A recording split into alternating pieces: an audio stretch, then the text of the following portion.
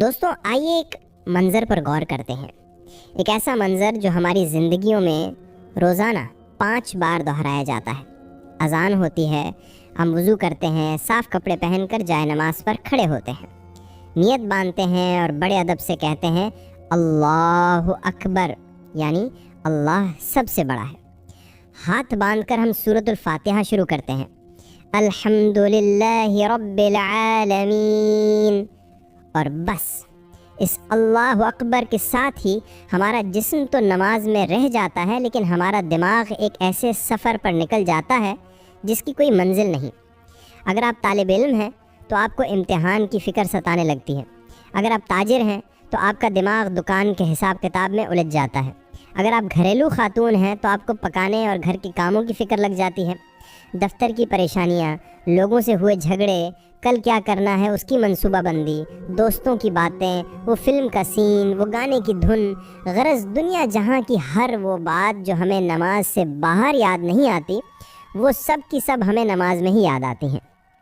ہم رکوع میں جاتے ہیں، سجدے کرتے ہیں، اٹھتے ہیں، بیٹھتے ہیں، ہمارا جسم ایک روبوٹ کی طرح ساری حرکات مکمل کرتا ہے، اور پھر جب امام سلام پھیرتا ہے یا ہم خود سلام پھیرتے ہیں تو ایک جھٹکے سے ہم اس دنیاوی سفر سے واپس آتے ہیں اور احساس ہوتا ہے نماز ختم ہو گئی۔ دل میں ایک خلش پیدا ہوتی ہے، ایک افسوس ہوتا ہے کہ میں تو اپنے رب سے ملاقات کرنے آیا تھا، اس سے باتیں کرنے آیا تھا، لیکن میں تو کہیں اور ہی گم تھا۔ نماز تو پڑھ لی پر اللہ سے ملاقات نہ ہو سکی، سجدہ تو کر لیا پر بندگی کا لطف نہ آ سکا۔ اگر یہ کہانی آپ کو اپنی کہانی لگ رہی ہے تو جان لیجئے کہ یہ آج کے دور کے ہر دوسرے مسلمان کی کہانی ہے، چاہے وہ بظاہر کتنا ہی نیک اور پرہیزگار کیوں نہ ہو۔ یہ ایک روحانی بیماری ہے، ایک وبا ہے جو ہماری عبادتوں کی روح کو کھا گئی ہے۔ اس بیماری کو شریعت کی زبان میں عدم خشوع یعنی نماز میں دل کا حاضر نہ ہونا کہتے ہیں۔ یہ وہ بیماری ہے جو ہماری سب سے عظیم عبادت کو ایک بے جان رسم اور ایک بوجھل عادت بنا دیتی ہے۔ یہ وہ چور ہے جو ہماری نمازوں کا اجر اور اس کی لذت چرا کر لے جاتا ہے، اور ہم میں سے اکثر لوگ اس بیماری کا شکار ہیں، لیکن ہم یا تو اسے معمولی سمجھتے ہیں یا اس کا علاج نہیں جانتے۔ تو آج کی اس انتہائی اہم نشست میں ہم اپنی نمازوں کے اسی سب سے بڑے مسئلے پر بات کریں گے۔ ہم جانیں گے کہ ہماری نمازوں سے روح کیوں نکل گئی ہے، وہ کون سے بڑے اسباب ہیں جو ہمارے دل کو نماز میں بھٹکاتے ہیں، اور سب سے اہم بات، ہم قرآن و سنت اور اولیاء اللہ کے تجربات کی روشنی میں وہ روحانی راز اور عملی نسخے سیکھیں گے جنہیں اپنا کر ہم اپنی ان بے روح نمازوں کو پھر سے زندہ، پرلطف اور اللہ سے ملاقات کا حقیقی ذریعہ بنا سکتے ہیں۔ یہ گفتگو ہماری زندگی کی سب سے اہم عبادت کو بدلنے کا سبب بن سکتی ہے۔ تو آئیے آج ہم سیکھتے ہیں کہ نماز میں دل کیسے لگایا جائے۔ اب اس بیماری کا علاج جاننے سے پہلے یہ ضروری ہے کہ ہم پہلے صحت کی تعریف کو سمجھیں، یعنی وہ کون سی کیفیت ہے جسے ہم اپنی نمازوں میں حاصل کرنا چاہتے ہیں۔ قرآن اور حدیث نے اس کیفیت کے لیے 2 خوبصورت الفاظ استعمال کیے ہیں، خشوع اور خضوع۔ اکثر لوگ ان دونوں کو ایک ہی چیز یعنی توجہ یعنی کنسنٹریشن کے معنوں میں لیتے ہیں، لیکن حقیقت میں یہ 2 الگ الگ مگر ایک دوسرے سے گہری طرح جڑی ہوئی کیفیات ہیں۔ ایک کا تعلق باطن سے ہے اور دوسرے کا ظاہر سے۔ آئیے آج ہم ان کی حقیقت کو سمجھتے ہیں۔ پہلی حقیقت، خشوع، دل کا جھکنا۔ سب سے پہلے بات کرتے ہیں خشوع کی۔ اس کا تعلق کہاں سے ہے؟ خشوع کا تعلق مکمل طور پر آپ کے باطن یعنی آپ کے دل سے ہے۔ یہ ایک اندرونی کیفیت ہے۔ یہ ہے کیا؟ خشوع صرف توجہ مرکوز کرنے کا نام نہیں ہے، یہ اس سے کہیں زیادہ گہری چیز ہے۔ یہ اللہ کی عظمت اور جلال کے احساس سے دل کے ہیبت زدہ ہو جانے کا نام ہے۔ یہ اللہ کی محبت کے احساس سے دل کے نرم پڑ جانے اور پگھل جانے کا نام ہے۔ یہ اللہ کے خوف سے دل کے کانپ اٹھنے کا نام ہے، اور یہ اپنی بے بسی اور محتاجی کے احساس سے دل کے اللہ کے حضور مکمل طور پر جھک جانے کا نام ہے۔ اس کی مثال اس درباری کی سی ہے جو ایک عظیم اور جابر بادشاہ کے سامنے کھڑا ہے۔ اس کا دل بادشاہ کے جلال سے لرز بھی رہا ہے، اس کی شان سے مروب بھی ہے، اور اس سے انعام کی امید بھی لگا رہا ہے۔ اس ملی جلی کیفیت کا نام خشوع ہے۔ قرآن میں کامیابی کی شرط، اللہ تعالیٰ نے قرآن میں فلاح پانے والے مومنین کی سب سے پہلی صفت ہی یہی بیان کی ہے، سورۃ المؤمنون 1-2۔ بے شک ایمان والے فلاح پا گئے وہ لوگ جو اپنی نماز میں خشوع اختیار کرتے ہیں۔ معلوم ہوا کہ نماز کی قبولیت اور اس سے ملنے والی فلاح کا دار و مدار خشوع پر ہے، یہ نماز کی روح ہے۔ دوسری حقیقت خضوع، دل کا ٹھہراؤ۔ اب آتے ہیں دوسری اصطلاح کی طرف، وہ ہے خضوع، یعنی اس کا تعلق کہاں سے ہے؟ خضوع کا تعلق مکمل طور پر آپ کے ظاہر یعنی آپ کے جسم اور اعضاء سے ہے۔ یہ ایک بیرونی کیفیت ہے۔ یہ ہے کیا؟ خضوع دراصل دل میں پیدا ہونے والے خشوع کا عملی اظہار اور نتیجہ ہے۔ جب دل اللہ کی عظمت کے سامنے جھک جاتا ہے تو جسم خود بخود ادب کی حالت میں آ جاتا ہے۔ اس کی علامات کیا ہیں؟ جسم کا پرسکون کھڑا ہونا، نماز میں غیر ضروری حرکت نہ کرنا، کھجلی نہ کرنا، کپڑوں کو ٹھیک نہ کرنا، نظروں کا جھکے رہنا، پوری نماز کے دوران نگاہوں کو سجدے کی جگہ پر مرکوز رکھنا، ادھر ادھر نہ دیکھنا، اور اعضاء کا ٹھہراؤ یعنی ہر رکن، قیام، رکوع، سجدہ کو پورے سکون اور اطمینان سے ادا کرنا، جلدی جلدی نماز ختم کرنے کی کوشش نہ کرنا۔ اور اس کی مثال یہی ہے کہ جب وہ درباری بادشاہ کے سامنے کھڑا ہے تو اس کے دل کی ہیبت یعنی خشوع کی وجہ سے اس کا جسم بھی ساکت ہو جاتا ہے، اس کی نظریں جھکی ہوتی ہیں، اس کے ہاتھ ادب سے بندھے ہوتے ہیں، اور وہ کوئی ایسی حرکت نہیں کرتا جو بادشاہ کے دربار کے آداب کے خلاف ہو۔ جسم کی یہ حالت خضوع ہے، یعنی خشوع نماز کی روح ہے اور خضوع اس کا جسم ہے۔ اگر نماز میں خضوع یعنی جسمانی سکون ہے لیکن خشوع یعنی دلی توجہ نہیں ہے تو یہ ایک بے جان لاش کی طرح ہے۔ آپ کا جسم تو عبادت کر رہا ہے لیکن آپ کا دل غائب ہے۔ اور اگر کوئی کہے کہ میرے دل میں تو خشوع ہے لیکن اس کے خضوع یعنی جسمانی ادب کا کوئی اثر ظاہر نہ ہو تو وہ نماز میں بھی حرکتیں کرتا رہے، ادھر ادھر دیکھتا رہے، تو اس کا دعویٰ بھی مشکوک ہے، کیونکہ جب دل جھکتا ہے تو جسم ضرور جھکتا ہے۔ ایک سچی اور کامل نماز وہ ہے جس میں آپ کا دل اللہ کی عظمت میں ڈوبا ہوا ہو اور آپ کا جسم اس کے ادب میں ساکن ہو۔ یہی وہ نماز ہے جو انسان کو برائیوں سے روکتی ہے، یہی وہ نماز ہے جو روح کو معراج عطا کرتی ہے، اور یہی وہ نماز ہے جسے ہم سب حاصل کرنا چاہتے ہیں۔ اب اگلا سوال یہ ہے کہ ہماری نمازوں سے یہ خشوع اور خضوع رخصت کیوں ہو گیا اور ہم اس منزل تک پہنچ کیوں نہیں پاتے؟ وہ کون سے چور ہیں جو ہماری نمازوں سے خشوع کی دولت چرا کر لے جاتے ہیں؟ وہ کون سی بیماریاں ہیں جو ہمارے دل کو اللہ کے حضور حاضر ہونے نہیں دیتی؟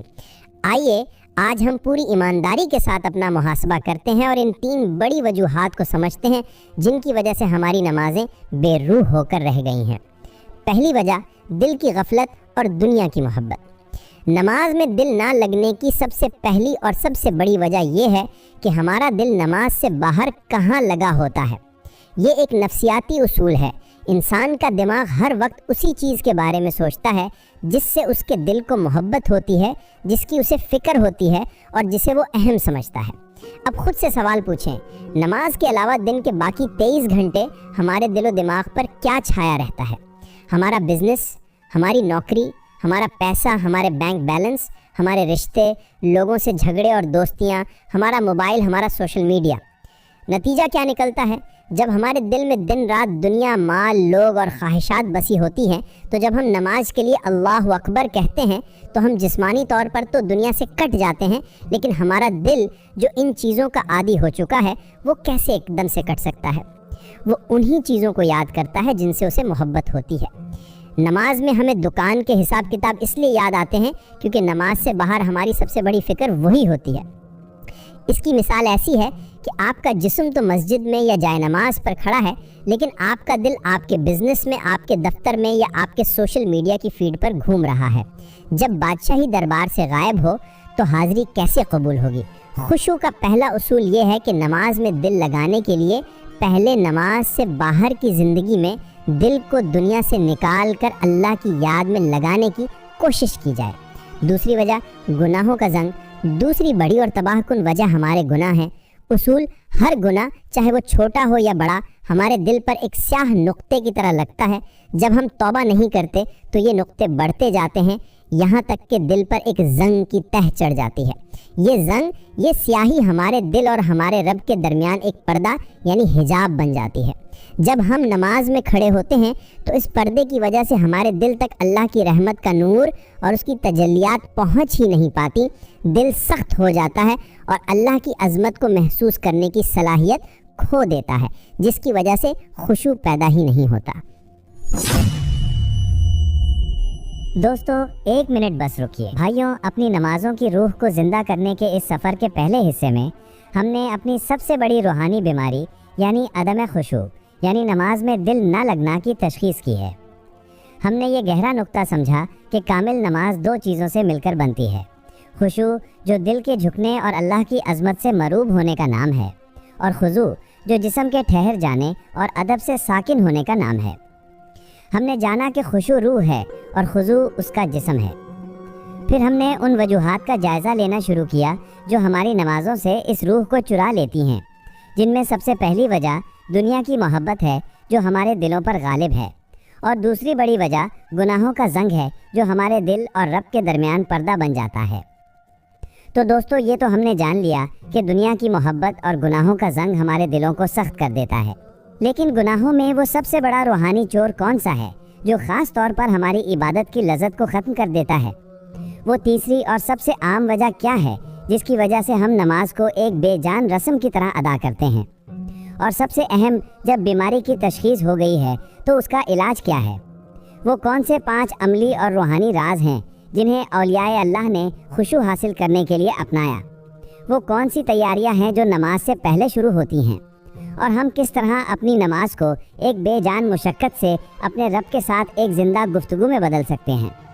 آئیے اسد سے اب اس بیماری کی تیسری وجہ کو جانتے ہیں اور اس کے علاج کے جامع نسخے کو سمجھنا شروع کرتے ہیں۔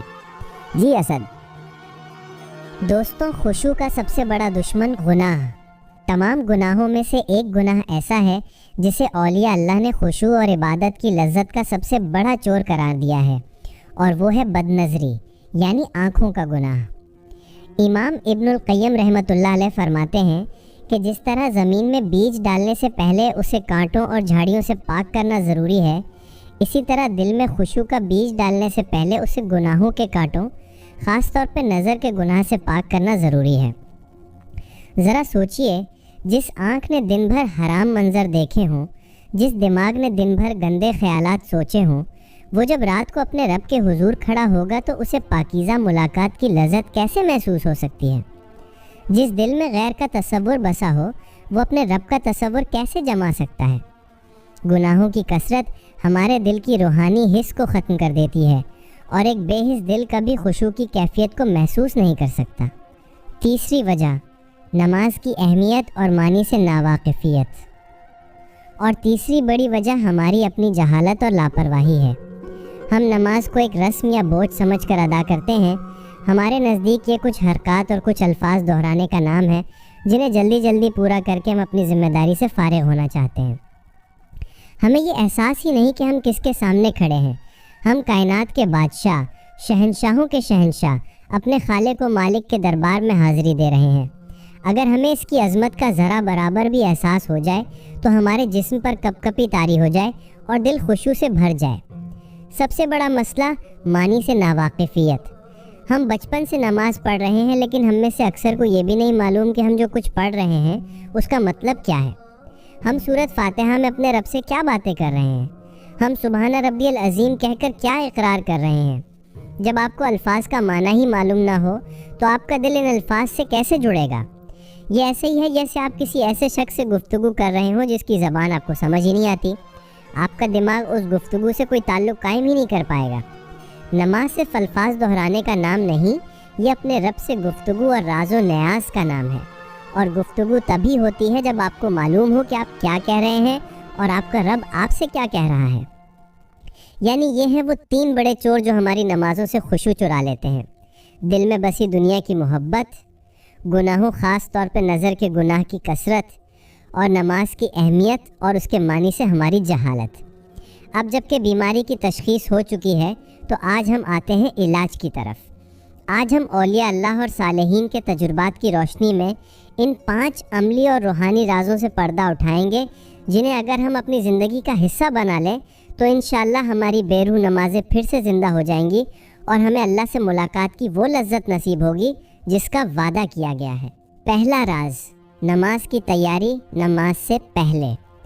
سب سے پہلا اور سب سے بڑا راز یہ ہے کہ نماز کی تیاری نماز کے اندر نہیں بلکہ نماز سے پہلے شروع ہوتی ہے۔